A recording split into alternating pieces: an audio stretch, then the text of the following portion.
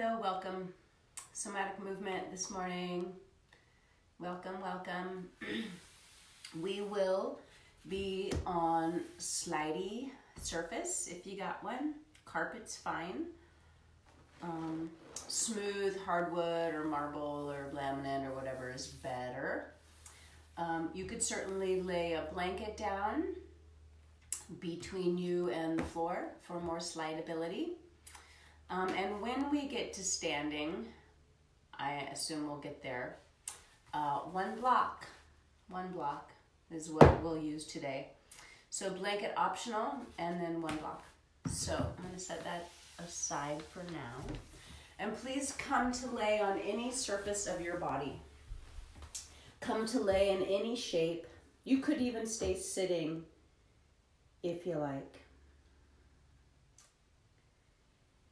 And for me, the beginning of any kind of practice, physical, mental, emotional, psychological, which to me, those layers are not separatable. Not really. We can talk about them like they're separate. We can sort of interact with them in a therapeutic way like they're separate, but they're the same. It's all the same organism with many different ways of expressing. So when I'm initiating practice, my first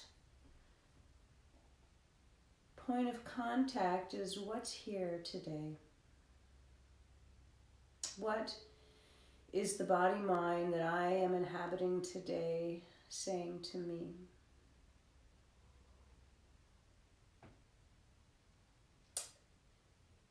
And for me,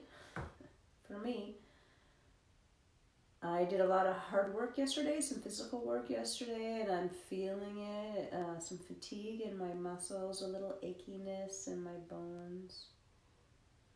So I'm including that reality. And my intention is to address it lovingly. Mental, emotional, psychological realms, it's a mixed bag for me. And so I'm including that mixed bag. I am recognizing some unhelpful choice making I've been engaging with and not berating myself for it. You know, these are strange, difficult times we're in. So forgiving, I'm going to just forgive myself for everything. I invite you to forgive yourself for everything and let the floor, symbolically the earth, hold you. And following that pull of gravity into what we could call a yielding, to borrow from the language of BMC, yielding your weight. Uncompromisingly. Dropping, letting go.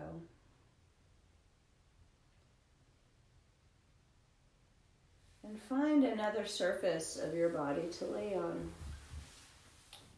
Belly back side, or if you were sitting, you could change how you were sitting. You could come to lay on any surface of your body.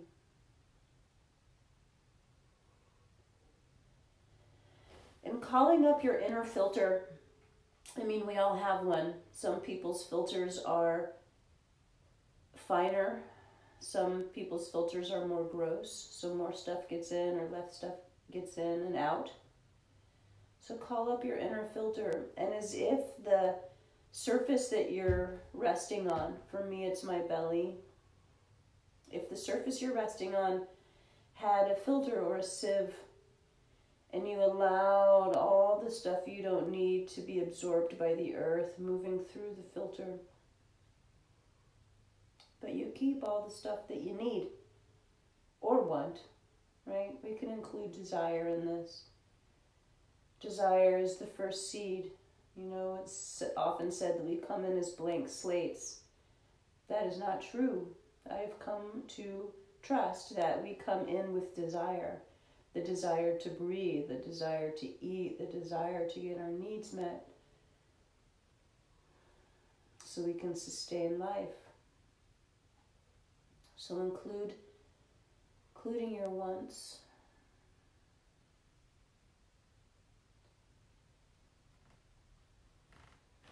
And find another surface of your body to rest on, a new surface.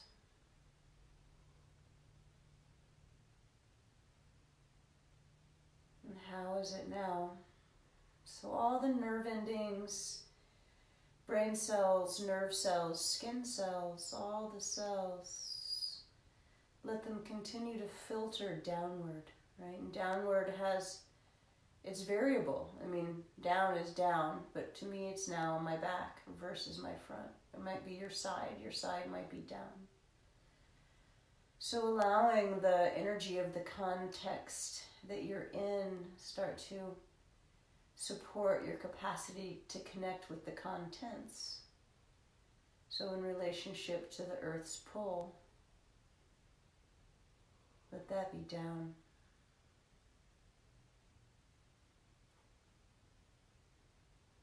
So in theory, each surface of the body gets a moment to filter downward, to release what's unwanted, not needed. Tension, holding, gripping, bracing. If you need them, keep them.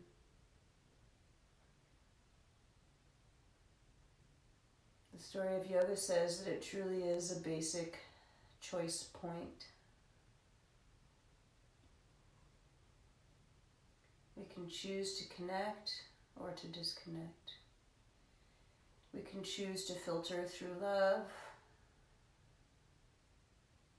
and need, or we can choose to filter through ego and defensiveness.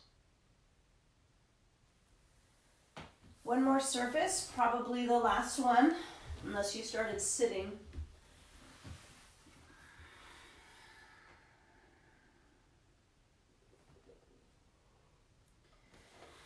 How do the inhales and exhales change with each new surface you rest upon?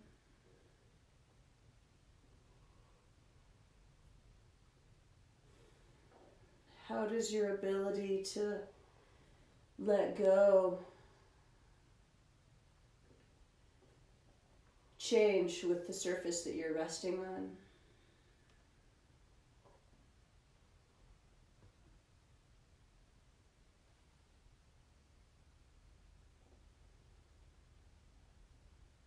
How does your ability to engage change with the surface you're resting on?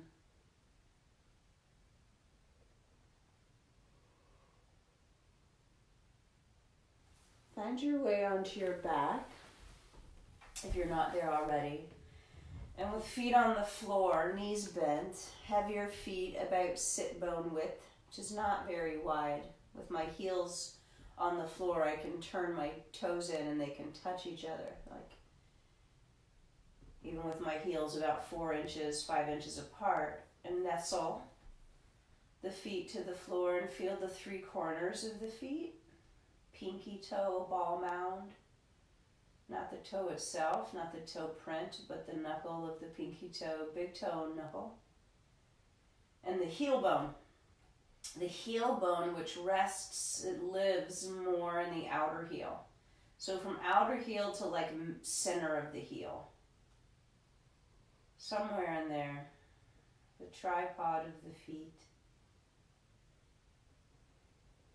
And put a little more weight in the toes. And if you do it with some connection to earth, it's going to nudge the body a little bit towards your head, not much. And if you dig into the heels, notice how that pulls the body a little towards your sit bones. So it's like a push with the toes and a pull with the heels. Rocking the body, pick up the pace, so it's like toe heel, toe heel, toe heel, toe heel, push pull, push pull, push pull, push pull. And it makes the pelvis rock and the head rock and the thoracic spine rock. From the feet, from the legs.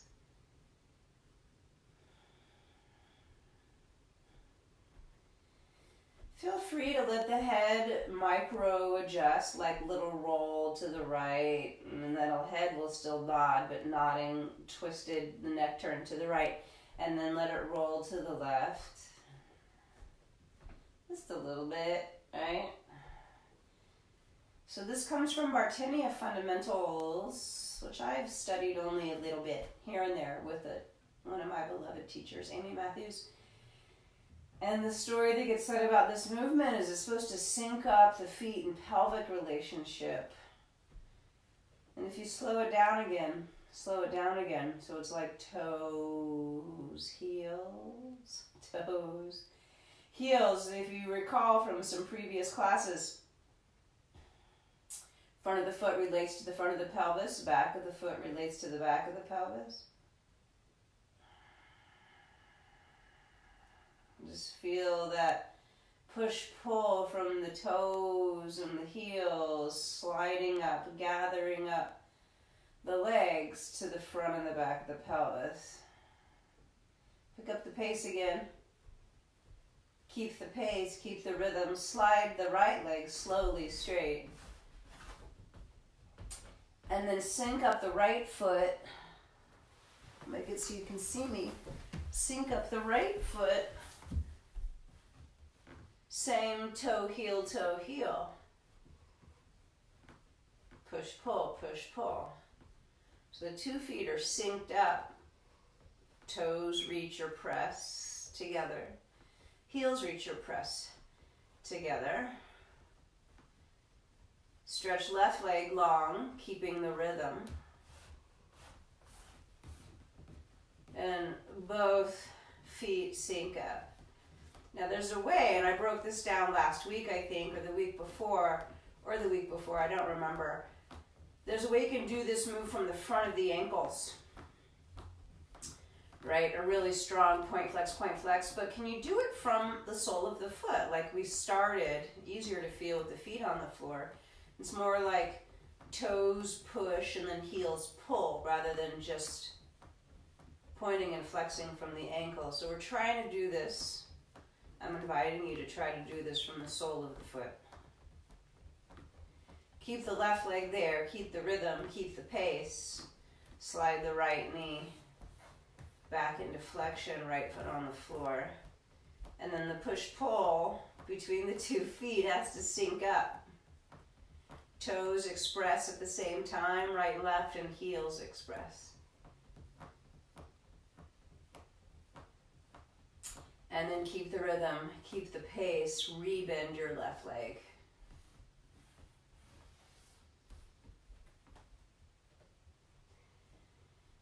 And then pausing.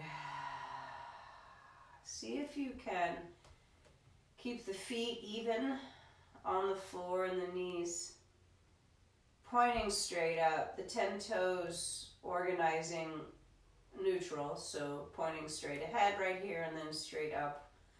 When we straighten a leg, so staying on the very back seam, straightening right leg, push the heel out. And then as you rebend it, can you try to activate the back of the leg? So if you make the heel heavy and slide the knee back to bent, left leg, punch out through the heel, toes point straight up, keeping the heel heavy, rebend the knee. So you could put hands on the front of your hips.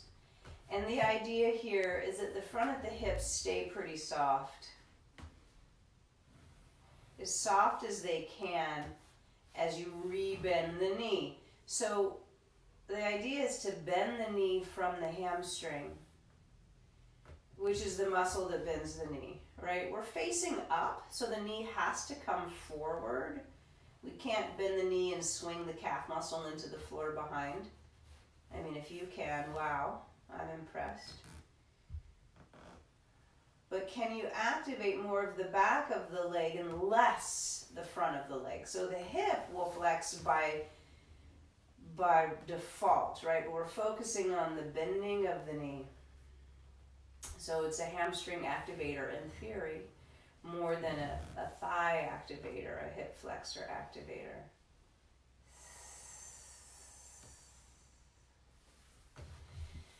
Let's stay on the right side for a few reps, but now can you, instead of going down the back seam of the leg, ride the outer foot. So pinky blade starts to slice the floor, sliding away. When the leg goes straight, go ahead and dorsiflex.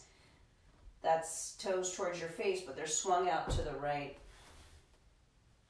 And then when you slide the knee back up, press the outer foot, press the outer foot.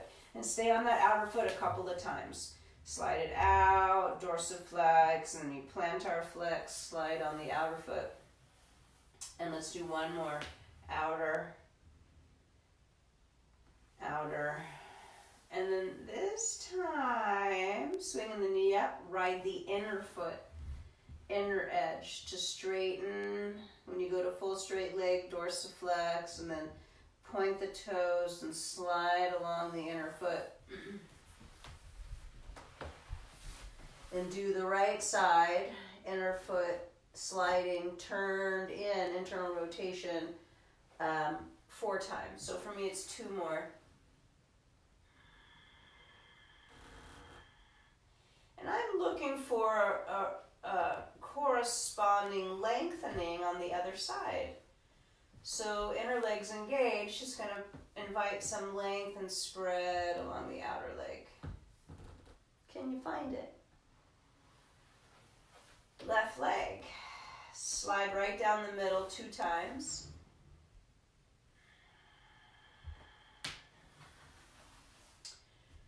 Trying to use more of the back of the leg to do the return action.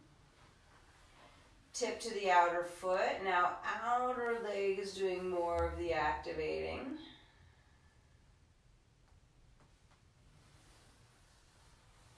Keep the knee turned out, keep the leg turned out as you slide it out and in about 4 times. Add that foot action at the end.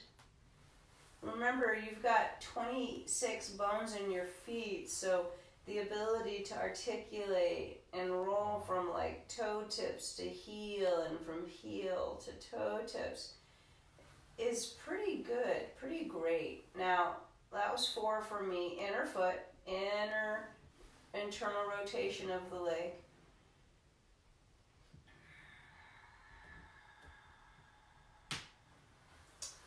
And there's no right or wrong with this. I mean, there's some specifics that I'll invite you to look at, but if you don't get them or can't find them, it doesn't mean you're doing it wrong, right? It's so many variables to this, and if you simply move and intend and connect, you're doing great. All right. Left foot returns for the last time from that internal slide.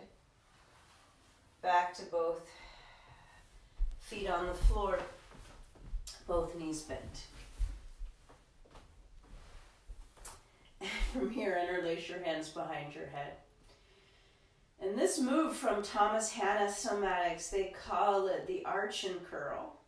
So with an inhale, if you pin your elbows down and you tip your chin up and stick your bum out, here's the arch, whole back body engaging. And then the curl is drawing the elbows towards your face and bring forehead and pubis towards each other. And you repeat. Arching, shortening back body from back of head to tail and from right to left. And then the curl, same deal, shortening front body longitudinally and laterally. This movement can be teeny tiny or can be really big. I recommend varying how big, how small, and where you put the emphasis, right? So for a lot of people, it's really easy to get movement in the neck, right? Some others, it's easy to get a lot of movement in the lumbar. Can you look for more movement in the places that feel less mobile or congested? We're going to add the legs now, so when you curl next time, bring the right knee in, listen up, As you land the body down and arch, extend that right leg. Let the spine relax. Point, flex, right foot. And then the next time you curl, right knee in. Land the foot on the floor, knee bent, arch, or back. One more time, just like that. Right leg in neutral, curl, knee comes in. Arch the back, straighten the leg. Relax the back, point, flex the foot.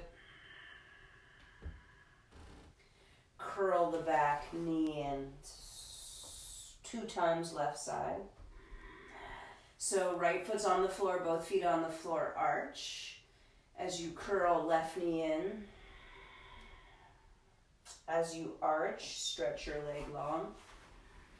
Make that left thigh bone real heavy. Neutralize the spine. Point, flex, left foot. Curl, left knee in. Left foot on floor, arch. Curl, left knee in. Keeping left leg in neutral, stretch leg long. Arch, left hamstring merges, mashes down into the floor, neutral spine, point, flex, left foot. Curl, knee in. Left foot on floor, arch. Right knee comes in, but outer foot action. So that means the knee's going to go out to the side. And then as you arch the spine and lay that right leg down, outer foot sliding long, so legs turned out. Neutral spine rest. Keep right leg turned out and flex and point the right foot. And as you slide the outer foot in, curl in. And then land with right foot neutral, arch. And again, curl in, right leg turned out, so knee to outer shoulder. And then as you arch the back, slide that outer right foot away. Neutral spine resting, flex, point right foot, legs turned out. And as you curl in, outer foot slides and knee goes to outer shoulder. Land foot arch. Curl in, left knee comes to outer left shoulder. As you arch back, slide left leg long on outer left foot. Leg stays long, neutral spine, flex left foot, it's turned out, point left toes, it's turned out, curl spine in, slide outer foot on floor to bring knee to outer shoulder. One more time. Plant the foot, knee in neutral, arch the back. Curl the back, knee to outer shoulder. Arch the back, slide on outer left foot.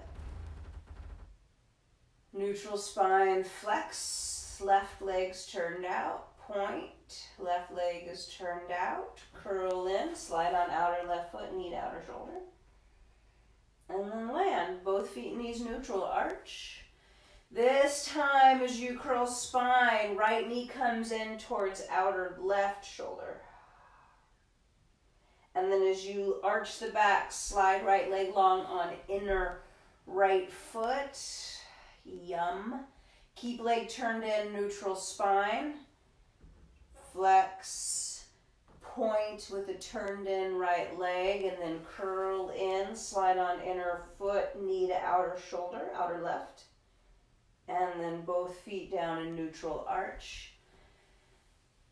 And again, right knee comes to outer left shoulder.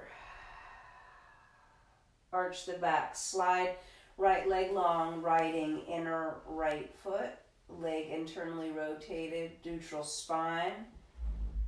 Flex and point that right foot with the leg turned in. And then as you curl, sliding on inner right foot and right knee to outer left shoulder. And then both feet on floor in neutral, arch back, curl, the left knee goes to outer right shoulder.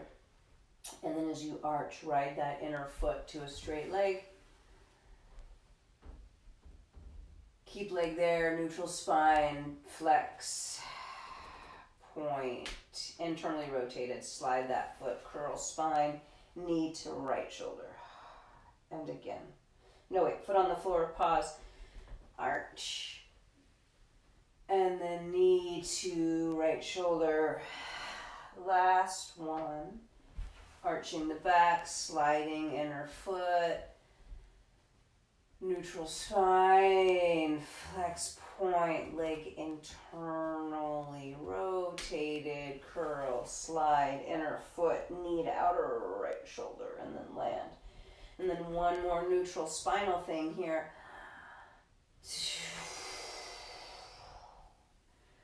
And then simply let go. And you might let go onto your back. You might let go into a knee hug or roll to one side. I'm going to touch in with the rock and roll of the heels here just for a moment. Just sort of shimmy things loose as the dog rearranges himself on his bed, which is right next to the phone, so you probably heard that. Pause and rest.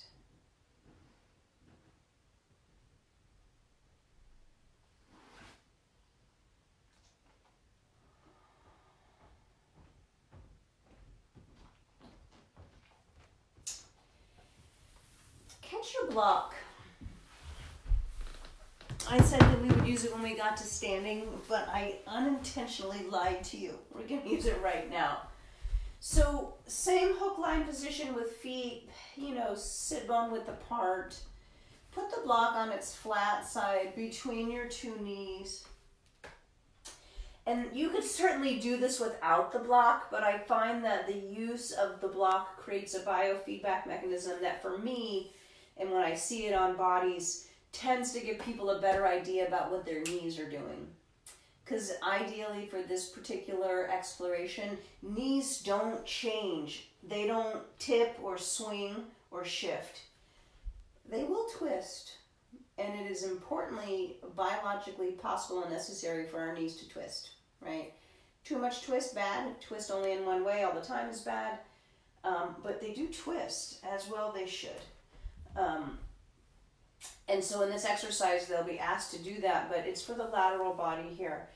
But we're going to start with simply reaching or sending that block forward. Push the block away from you. And then release it back to neutral. So it's like a variation on a bridge pose. If you reach the blocks away, it sends the knees forward, it pulls the front of the hips long, and it engages your hamstrings. Release it down again, and repeat.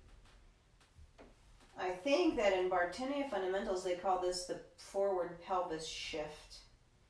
So you're sending your hips forward of the line of the shoulders. If we were standing, it'd be like shoving our pelvis forward. Notice how the heels get heavy. Okay, one more. Stay up there, but turn your thighs on a little bit. So that's going to push the block back towards you or bring your knees back toward you. So find some easy, moderate, fairly simple bridge pose shape. And then now, knees stay right where they are. Don't let them swing right to left. But slide, shift your pelvis right to left, like a typewriter carriage or like a paddleboard on water, just sliding across. So in theory, the very center point of the block is simply spinning right and left, and the knees kind of orbit around the block. Specifically about the hips now, Keep the pelvis level. So you might touch the hip points with your fingers. And don't let the hips become unlevel. So the hip points stay the same distance from the floor. That means that whatever the shortening side is, that hip has to probably go a little higher.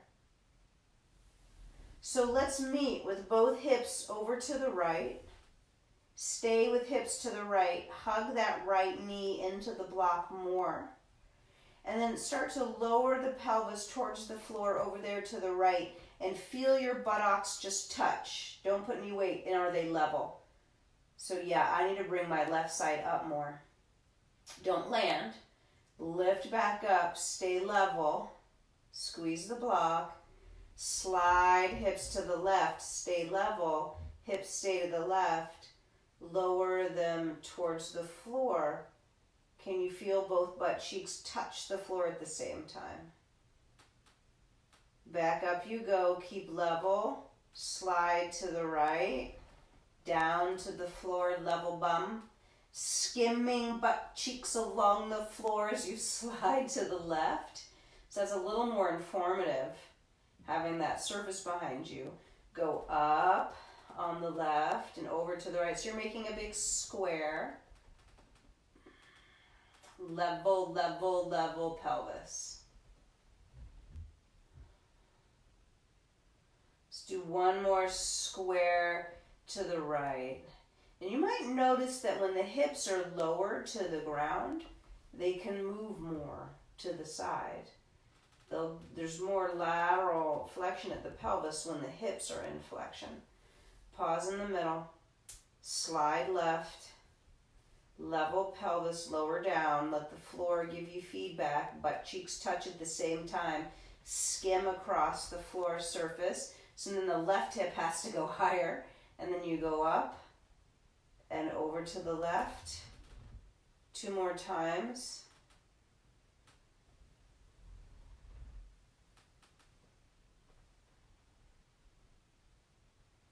Level pelvis.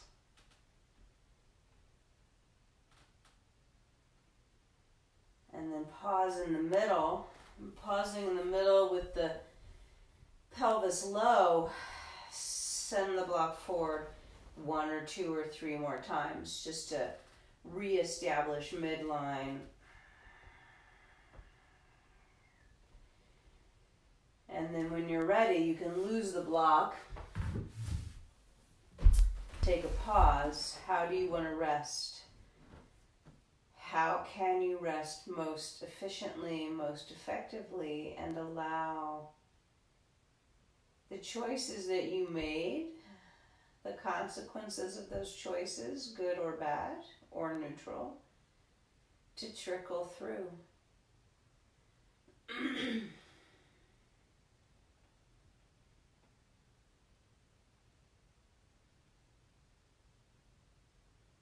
Feeling a lot of sparkly, sort of tingly sensation through the hips and legs. Feels fantastic. Let's meet in our star shape. So laying on your back with arms up and out and legs down and out. And bending right knee, so you do that heel drag, trying to activate the back of the leg. I'm actually gonna flip around so you have a better visual. So limbs are still abducted off the midline. You bent the right knee. Now bend that right elbow down towards your right hip. So the right side is shorter. And then push into the floor with your right foot to send that right hip up and towards the left. Now this might be enough for you. All right, let's do that much on the other side. So return the right hip, stretch right limbs long and out. So star shape. Left knee bends, dragging, heel on floor. Bend left elbow down towards outer left hip. And then push with that left foot. And it creates a sort of hip lengthener in the front, side bending, twisty back bend thing. Hooray. Return back to your star. Right side again. Bend knee, tuck elbow and shoulder blade down. Push with the foot. Now this time push so much that you start to roll. And like my chin gets lifted. Like the leg is doing all the work. The spine responds. Back bending, twisting, rolling. And that right arm sort of drags down behind you. So when you land laying on your left side, the right knee is bent, sort of tucked against the back of the left leg, and the right arm is behind you.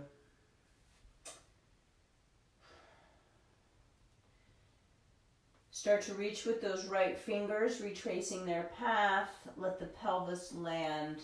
Let the shoulder land. Re-extend the arms. Star. Supine star. Left knee bends. Drag that heel. Side bend. Left elbow tucks down. Push with left foot. Let it send the hips. Let it open the belly. Turn the spine. And that left arm just tucks back behind you, sort of falling, draping. Responding in that way. The return of the hand and the swinging up of the knee will bring the left side back down. Star shape, right side again, just that much.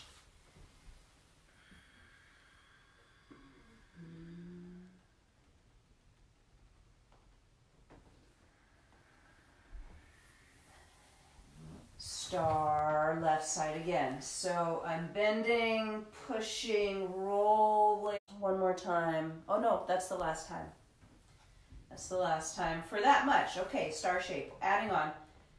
This time, same movement with the lower body, but the arm stays overhead. So the arms sort of stay where they are. Bend the right knee. Push with the right foot. Same deal, turns the pelvis, but now that shoulder's wrapping around the side of your chin as you come all the way over now. So you're laying on the left shoulder.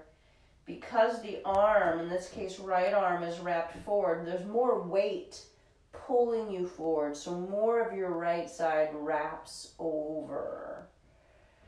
And then let the knee swing up, turning pelvis, turning spine, shoulder lands, re-extend limbs.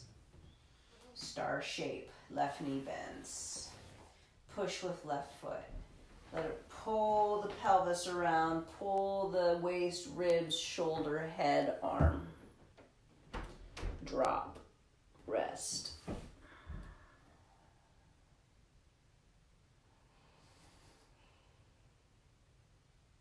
Keep upper body quiet, swing knee to ceiling, dive that left hip back. It pulls waist, ribs, shoulder, spine, arm. Star, and then again, right side.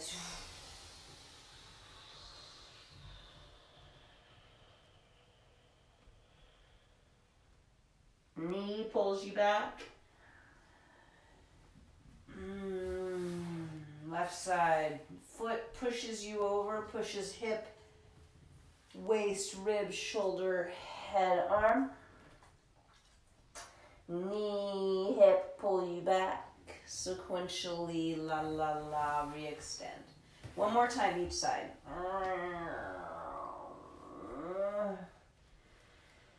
Sort of like a big morning yawn and stretch. How appropriate. Left side, last time.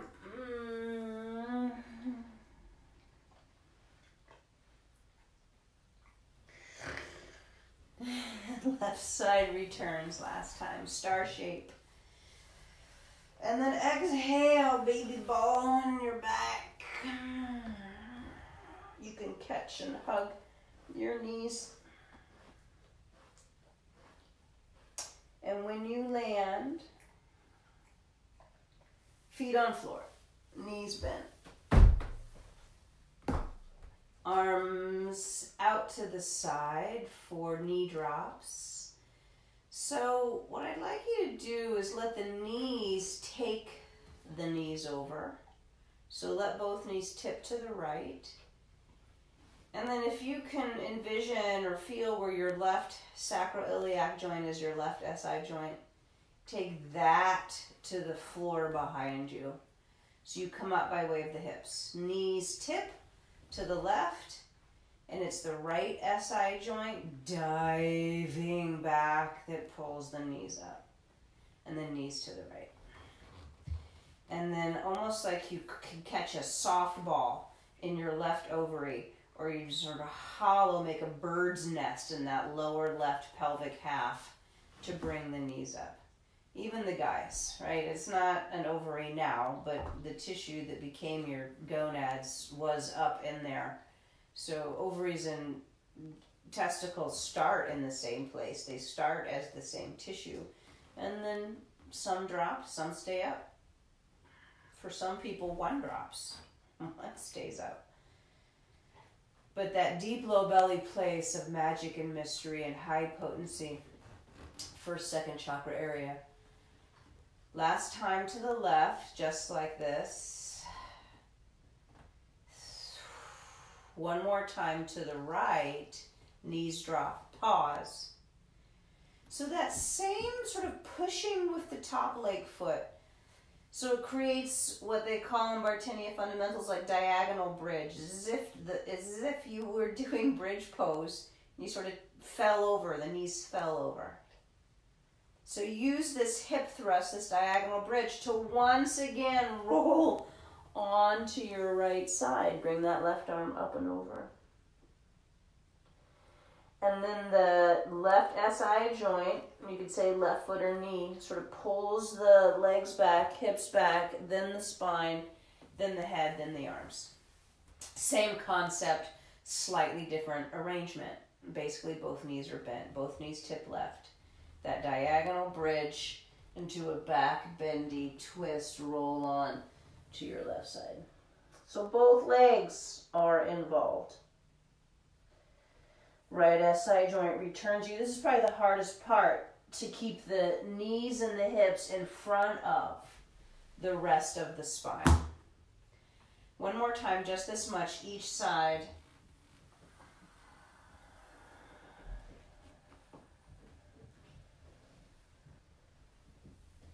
The pathway the top arm takes on its way back is variable, right? You can make it work for you.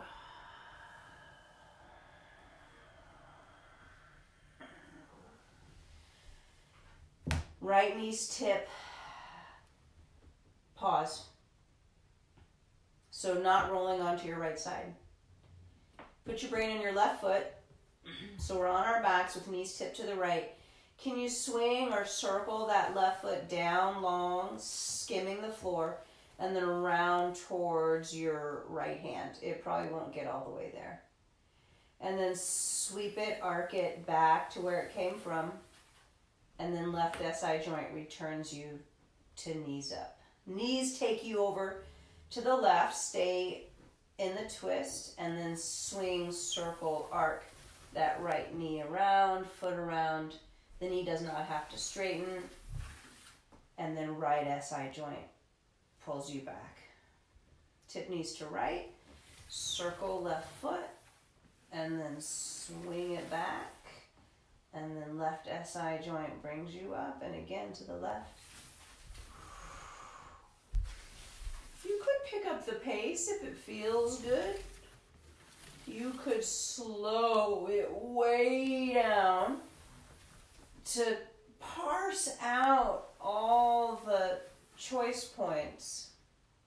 So, no right or wrong. Last time to the left, just like this. Going to the right, adding on. So circle left leg around. And notice the twist deepens, right? When you've circled, you've swung that left foot around. Can you keep this general twist? For me, both my shoulders are on the floor. That may not be the case for you. But we're going to straighten the legs and swing the arms up. So it ends up being like a twisted star, a spiralic star. Left foot still in front of the right foot, but the two legs are straight. Chest is still facing ceiling. And then exhale, soften into that flexed spine position we were just in. And then swing the left foot back and then the knees up. Tip knees left, swing right foot around. Flexion of the limbs. And then extend the limbs, elbows, knees, hips, even back a little, the spiral star. And then flex, and then swing the foot back. Right SI joint brings the knees up. Tip knees to right. Swing left leg, flex, and then extend, and then flex, and then swing. Keep going. So in theory, nothing leaves the floor except maybe that side hip and shoulder. But in theory, the feet stay on the floor, the hands stay on the floor. Where you choose to straighten, extend from, or to curl or flex from, those are choice points, right? So in theory, it's the front of your spine, deep in the front body, and somewhere maybe around the navel or deep in the front of your pelvis, front of sacrum.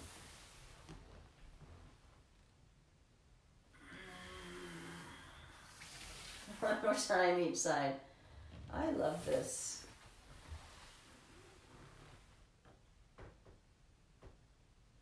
And then returning to your back. And do whatever you need to do here to digest, to absorb.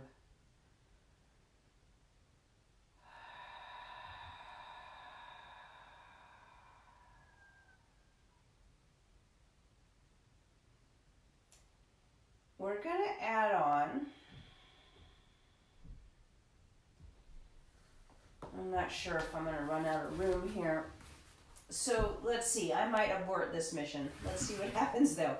Same beginning. Both knees bent, feet on floor, arms out to the side-ish, tip knees to the right. Swing that left foot around. Now this time, straightening the lower limbs, but can you make it more like a T or an L, where the right leg goes straight down from the spine and the left leg goes due right. So it's different. It's not as back bendy, it's more forward bendy. And then can you use the reach of that left leg to pour you, twist you, unspiral you onto your belly? Add a little sphinx. And then exhale as you lower upper body down all at once. Curl into baby ball on your side. Swing left leg around and pour back onto your back. Knees tip left. Swing, sweep right leg over. You're in a twist now. But punch both legs straight, not back bendy like before. So it's more angular. Like in theory, your right foot would be your left hand. So it's like if you're a yoga person, supine, hand to big toe pose number 3, Supta Padangusthasana number 3. And then use the reach of that right foot to unspiral you onto your belly, sphinx, maybe even a locust.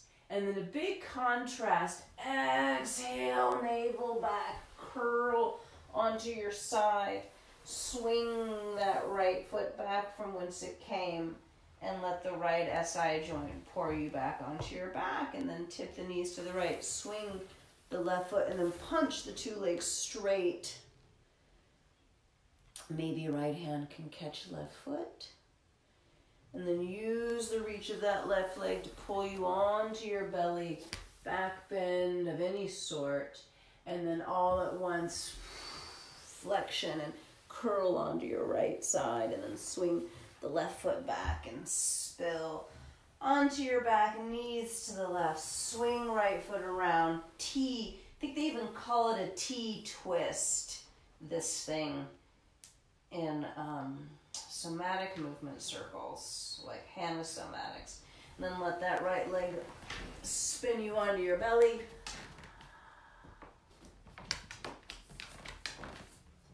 And then one more time, curl onto your left side. Swing that right foot around onto your back. One more time each side. Go lay down, Bram. Go lay down. Go lay down. You're a good boy. Go lay down.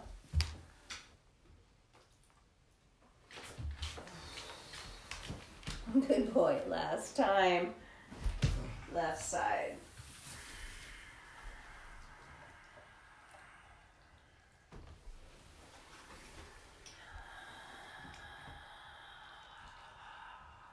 And then this time, child's pose.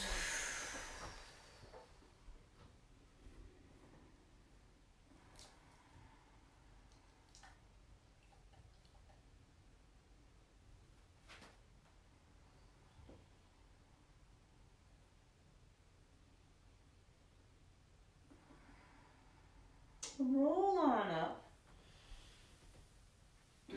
Come to kneeling standing. I'm going to check our time. Oh, good. We're doing great. You guys are doing great. From standing kneeling, I'm just going to get closer to the camera. One shin at a time, one knee at a time. In theory, sort of like feet, but there are shins or our knees. And you could pad your knees here if you needed to. But standing tall, I'm going to stand tall on my right shin, which is going to bring the hips to the right. Don't lean the upper body to the right. That'll actually send the hips more to the left. Can you take everything to the right and pick up that left knee and shin without tipping, without doing what I'm doing? And then over to the left, stand on it, and then pick up that right knee and shin. Keep hugging the midline. It's not easy. So in theory, I'm trying to bring all the weight to the right side here and lengthen the right side, not shorten it. Keep outer hip long as you lift up other side knee. It's really difficult. And I find that my arms just do whatever they need to do to keep me from tipping towards the weighted side leg. I actually want to lean a little towards the lifting side leg. So in this way, the supporting side leg psoas is lengthening and strengthening at the same time. In theory, if you're doing it in a way that feels like that's true for you. Then can we all, it's always a question for me too, the lifting leg, lifting leg, which in this case is going to be my left leg, can you slowly step it forward without swinging it out to the side? So it travels right and step it back, right in line with its own hip, not swinging out to the side and not doing it super fast. Not doing it super fast at all, do it super slow. So back to the right knee weighted, left knee lifting, left foot stepping. Now step right up onto that left leg. Keep the right leg lifted. I'm actually going to back up now. And then can you bring that right knee back down? And without tipping to the right, bring left knee back under. And then shift to the left, right foot steps, and stand up on it. Don't let left foot touch unless you need to. And then back down and bring that right foot under you without tipping or swinging or hurrying. One more time each side.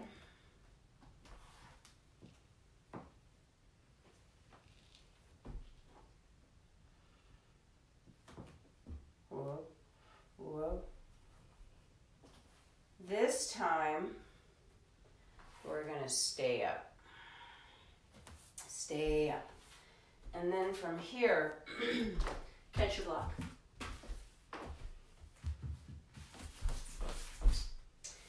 Put the block lengthwise between your 2 feet.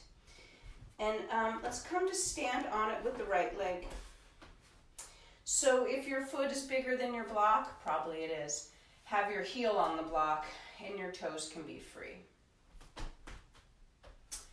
And then on this right leg, can you stand so tall that the 2 hips are level? So there's a way I could sort of sink into it and the right hip leaks out to the side, or I could get too hiked up on it and that takes that outer hip down, which isn't bad.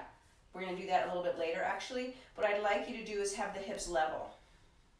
It's tricky. So this up slip, down slip business, or this listing of the pelvis right to left kind of business, we're trying to find a neutral place, which depending on your habits is gonna ask you to work in perhaps new and unusual ways. Left leg is dangling, dangling, dangling, dangle asana, left leg. Let's do the other side. Don't worry, we're gonna come back to the first side. Not that you were worried, but just in case. So standing on left leg, level the pelvis, level, level.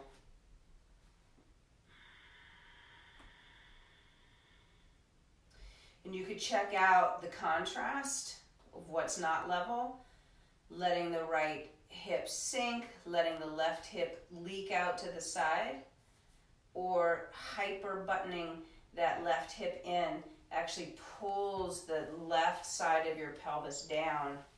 That's a different deal. We're trying to land in the middle, right in the middle. And then feeling like that left leg is just hanging from the upper portion of your psoas, which is just under your heart. Can you let your right leg hang from your heart?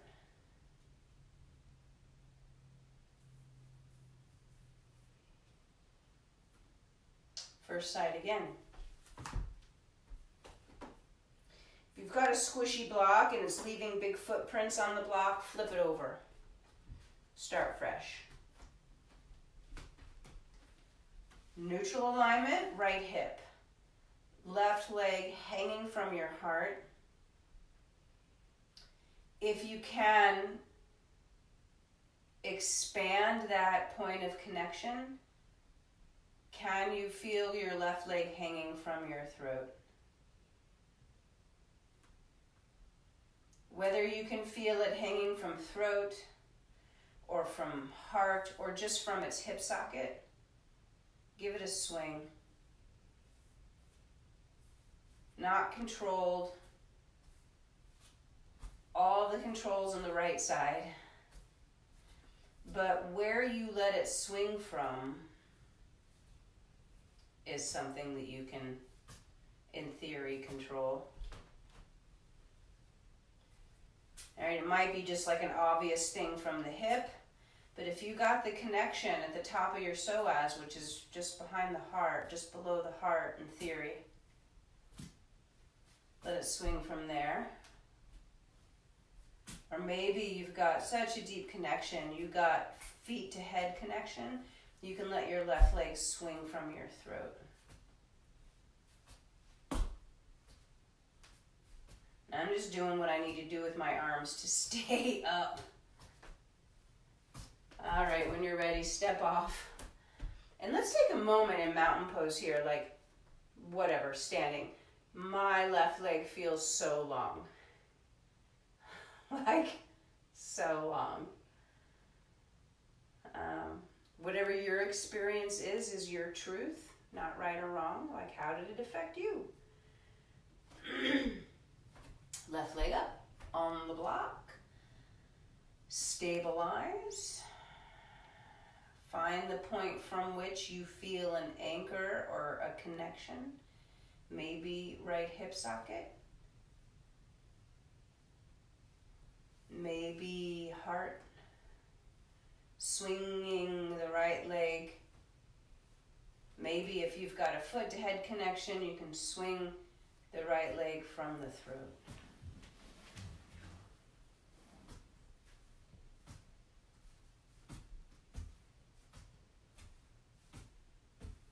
Stabilizing as much as you can on the left side without hardening. So it's a constant negotiating. It's like when we were keeping the hips level with the pelvic slide right to left. Stabilizing doesn't mean hardening or fixing. It might mean constantly adjusting. Might mean constantly reorganizing to find stability. Like balancing, to be balanced is like a balancing act. You don't just hit balance and you don't ever change it. You're constantly calibrating what balances you. Stepping down.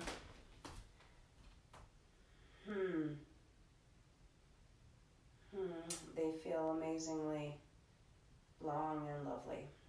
I've always wanted longer legs. And now I got my wish. So from here, shifting the weight to the right leg, now inviting. So when we were going from knees and even on the block, there was this sort of like lifting up the weight bearing side. We're going to do the opposite now. It's not quite the opposite, but it's a different action. When you come to the right foot, can you take that right pelvis down? So it is like a side bend from the pelvis to the right. And this will actually float the left leg up and out. So lateral flexion of the hip, weight bearing.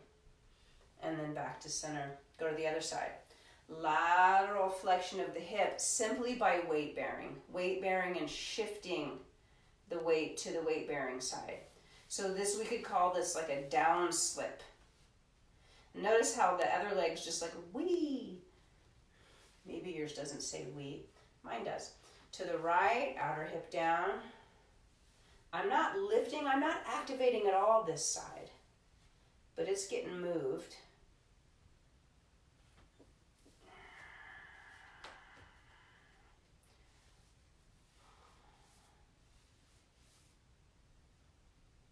First side again.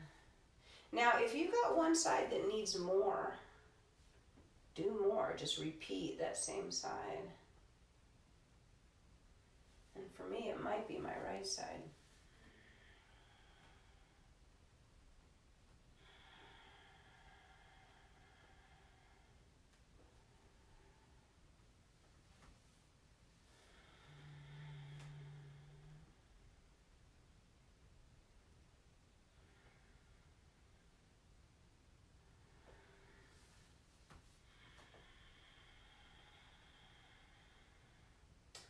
Okay, when you're ready, find neutral.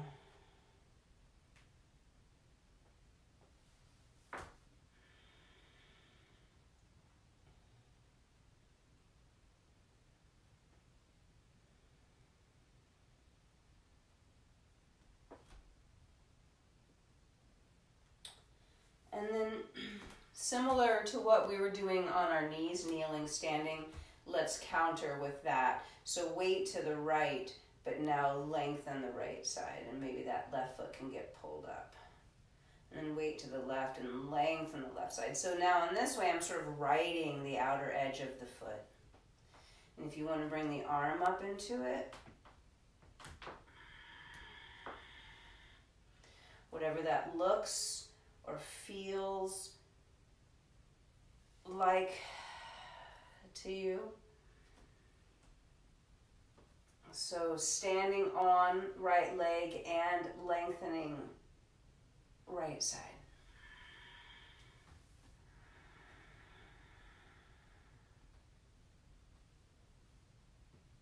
How big and fancy and choreographed or small and simple and bare bones you want to make it? You got the privacy of your own little yoga space there. Congratulations. Go for it.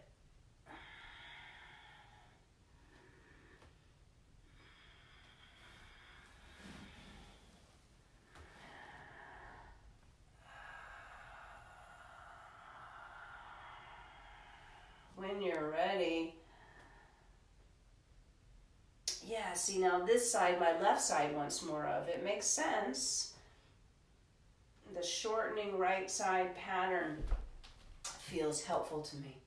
Or I should say, could say, lengthening left side pattern feels good to me. When you're ready, pause in the middle. And I'm going to turn to the side. And coming back sort of how we started. We started on our backs. We're standing now, so big difference. But we started with like weight in the heels, weight in the toes, right? And that weight in the heels, weight in the toes sort of pushed our body. It created a rocking and a rolling. I'd like to find that here. So when we put weight in the toes, it'll bring the weight of the pelvis forward. And use that to ripple up into a little back bend. And then when the heels take the weight back, pulls the hips back, and you can sort of roll down the pelvis into a little forward bend. So it becomes this undulating between heels and toes. I'm trying to do it big so you can see, but I'm sort of falling over. So smaller is probably better to begin with. Here's me doing it pretty small and pretty quick.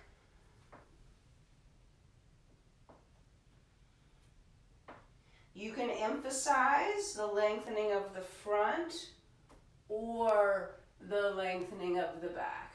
I could say you could emphasize weight forward in the feet more, but some of us stand like this, including myself. I'm like all in usually. Let's go.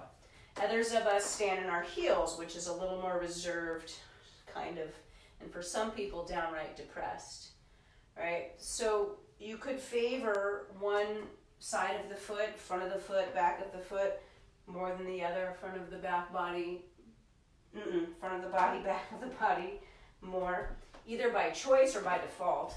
So can you address that if you wanted to?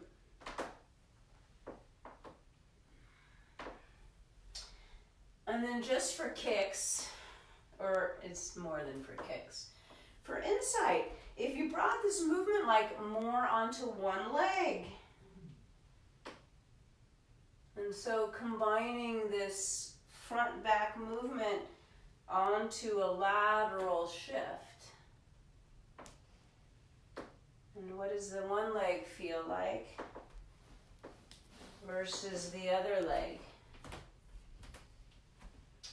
And if you lose your balance, make it part of the practice.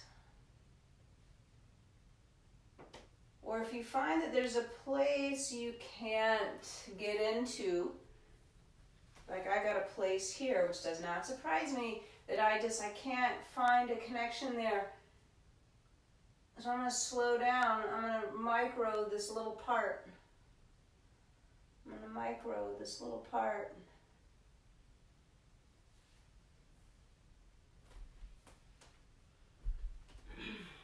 I'm going to bring more knees into it. Arms.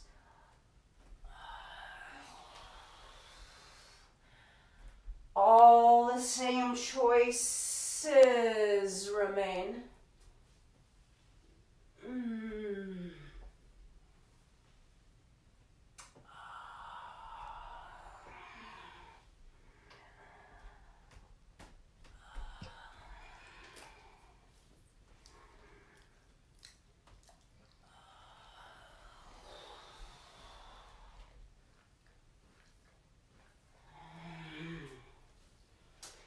Next time you go down, stay down. Any kind of forward bend here that suits you. Feet wide or legs together. Down dog or something else.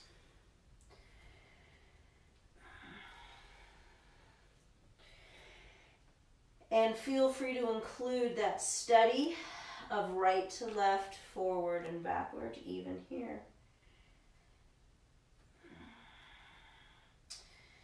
And then finding a way to bring this back down to the ground. whatever that looks like for you.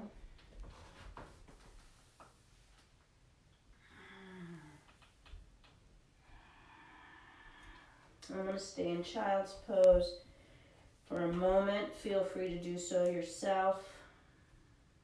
You could spill onto your back and rest, or sit and rest.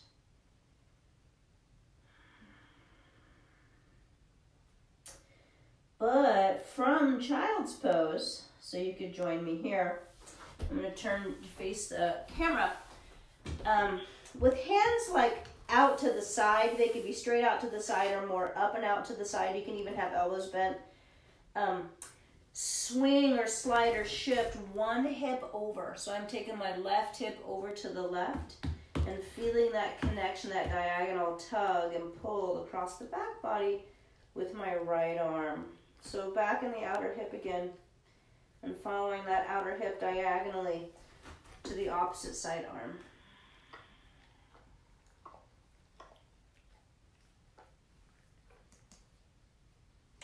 Which for me feels like a gift from the heavens.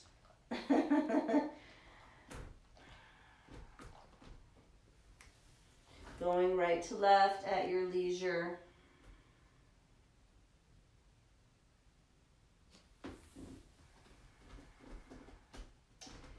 And then eventually when you're ready,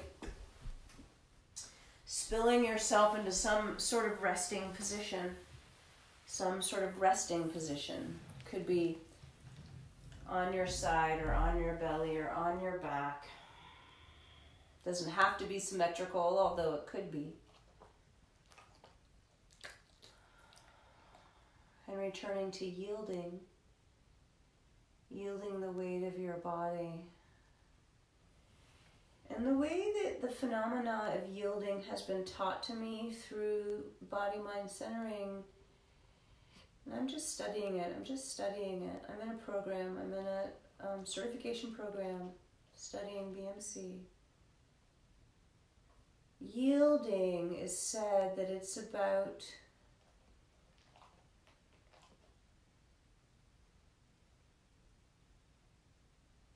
the relationship between weight of body and gravity and what it reveals about your body. So for example, where do you meet the floor with weight?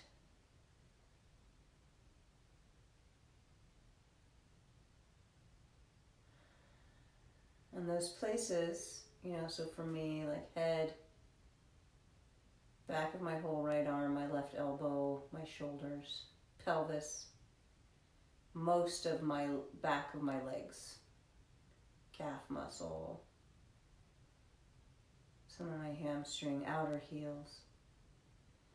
So where you meet the floor with weight, can you let that weight go more into the floor?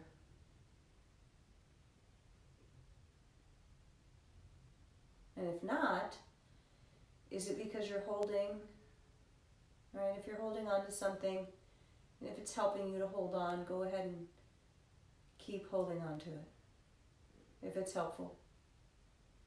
If it's not helpful, can you let it go?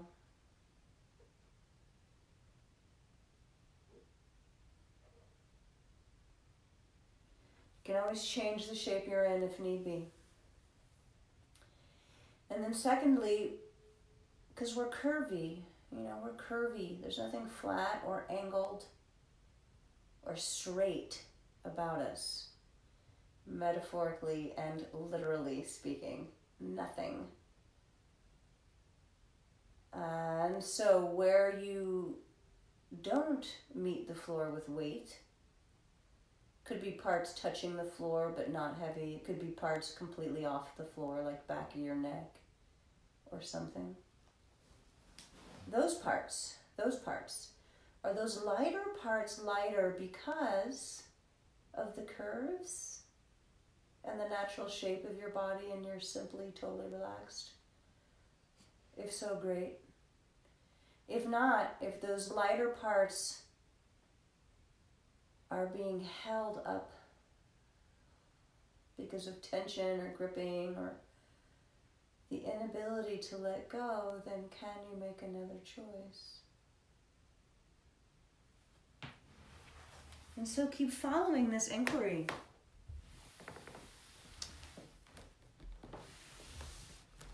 Keep relaxing, keep settling, keep letting go of whatever you can.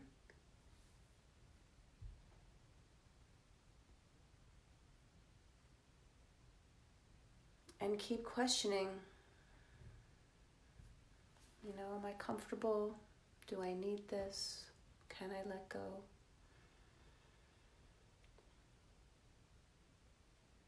That's certainly a series of questions you could take into your day. Am I comfortable? Can I let go? Am I holding on? And the variabilities of the answers to those questions change in each context. And so good luck. Be well. Thank you. I love you.